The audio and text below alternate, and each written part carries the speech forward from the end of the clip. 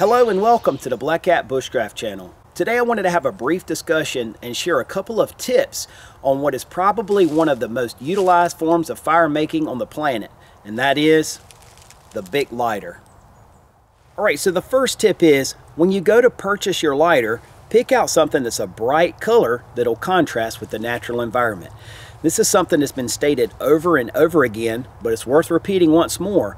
If you take a brown or black colored lighter or even a dull green color lighter into the woods and you drop it, chances are it's going to be hard to spot it, especially at a little bit of a distance. But if you take something like this safety orange color or something that's a neon green or even a red, those colors are going to contrast in a natural environment and going to be a lot easier for you to spot, even at a little bit of a distance.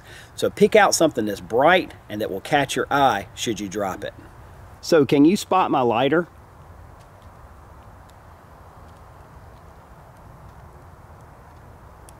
Even in this low light condition, it still stands out in its environment.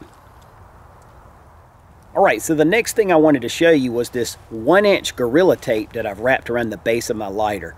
And this is probably maybe 1.5 feet, maybe 2 foot of tape. The tape itself is attaching a small stretch of number 36 bank line. The nice thing about that is it gives you a strong attachment point for your lighter.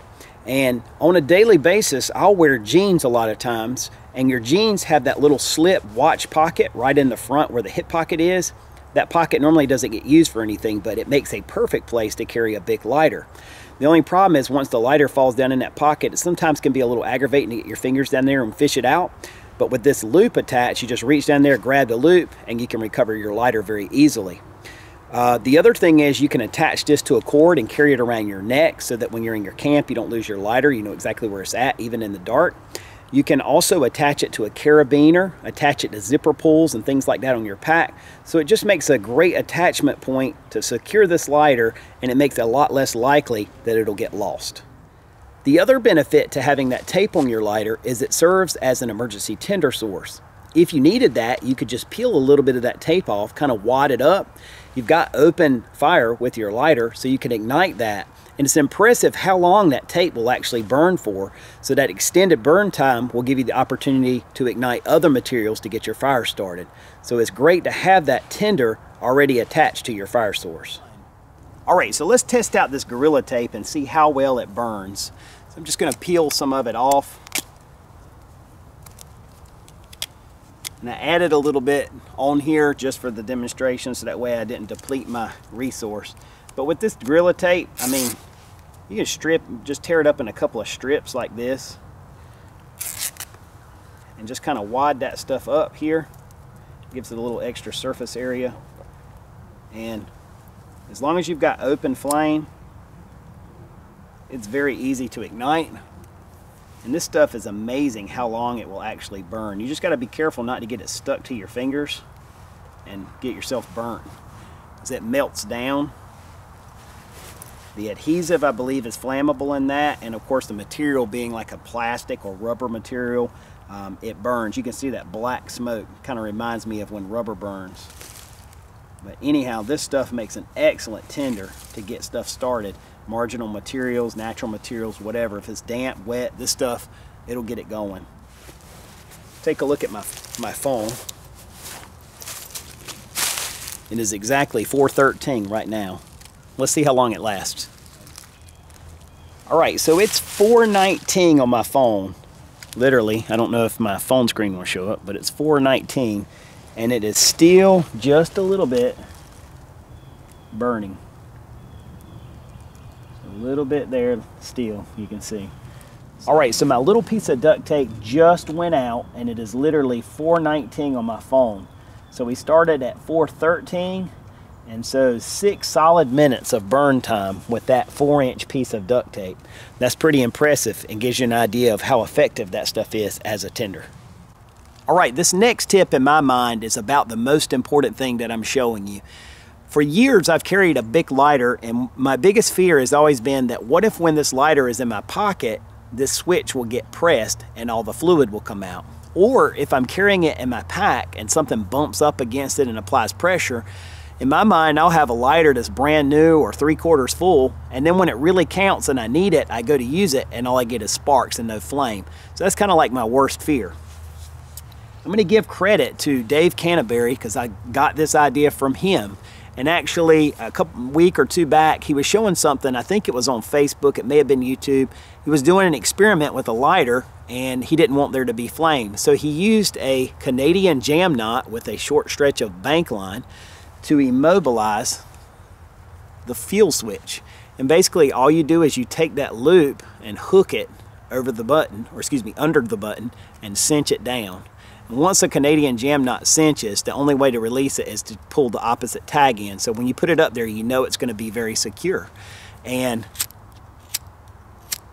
you're absolutely getting no flame. If I take that off just to show you, I get flame right away. But when I put this loop up there and cinch that down,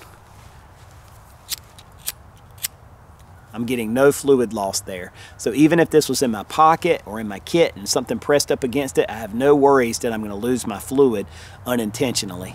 So I really like this idea. It's a great tip, and I thought it was well worth repeating and passing on. Just in case you don't know how to tie a Canadian jam knot, it's as simple as tying one overhand knot in the end of your cordage. Some people call that a pretzel knot because it looks like a pretzel. Now you take that same end with the knot in it and wrap it around the standing end of the cord. And you simply tie another overhand knot here, which essentially creates like a noose. And when you cinch that tight, that first stopper knot will work its way down and jam up against the second knot like this. So this tag end loosens it, and the other end will tighten it. Once it tightens, it doesn't loosen on its own until you pull the tag.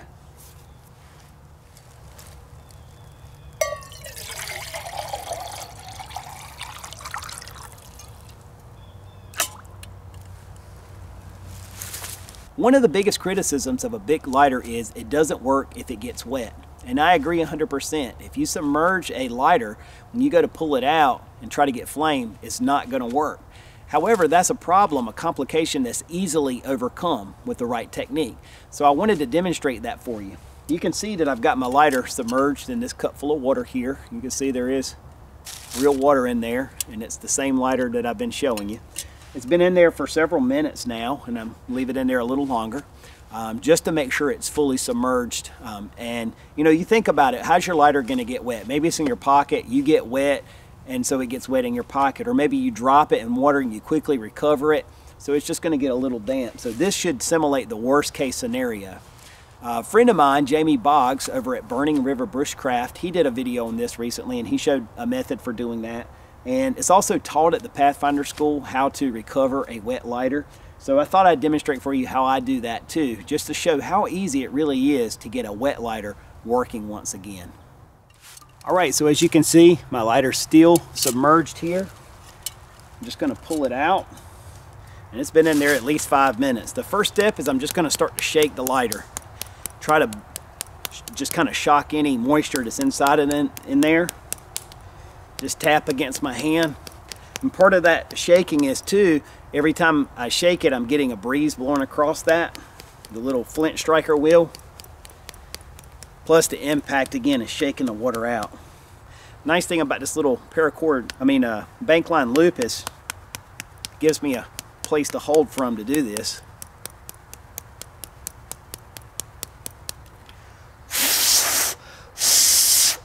This normally takes a couple of minutes.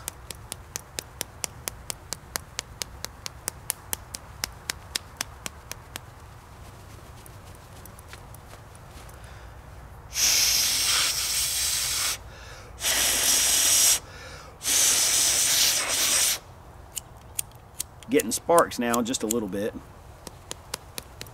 That's better than it was. Ooh, ferro rod.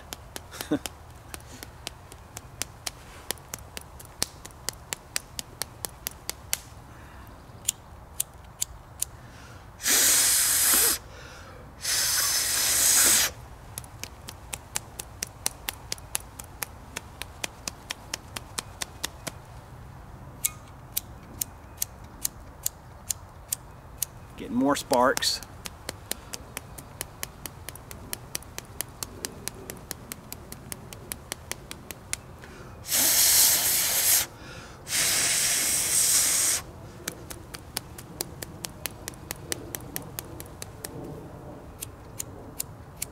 Oh, did you see it?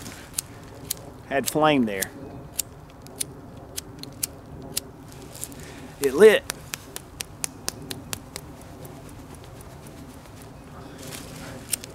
There we go. So I know that took a couple of minutes. However, you can see a fully submerged for over 5-minute lighter within a couple of minutes, back to functioning. Alright, so there you have a couple of little hacks for your big lighter if you keep that in your kit. You know, I definitely think it's worthwhile to keep these in your kit. Imagine if you were in a life and death situation possibly, and you had to get a fire started right now. Would you reach for your ferro rod or your flint and steel kit? Would you try to spin a bow drill to get an ember? Would you just reach out and grab that lighter? I'm sure that most of you would agree that grabbing that lighter would be the fastest and easiest method. Even if this lighter was submerged, look at how fast you can dry that thing out and get that instant flame. By the time you could go in your pack, get out a flint and steel kit, process a tinder bundle, ignite char, blow it into flame, chances are you could dry this out and just have instant flame that you could use even easier and maybe even faster. So just a thought. It doesn't mean that I'm not going to still carry things like my ferro rod, which is always in my pocket, or practice flint and steel and solar ignition and bow drills, because I love doing all of those things. They're all great skills and could be life-saving skills. It's just that if push came to shove and that's in my pocket, that's going to be my first go-to. Thank you for your time and interest. I appreciate your support, your kind comments, and your views, and I hope that you'll stick around. There'll definitely be another video coming soon. And until that one, take care and God bless.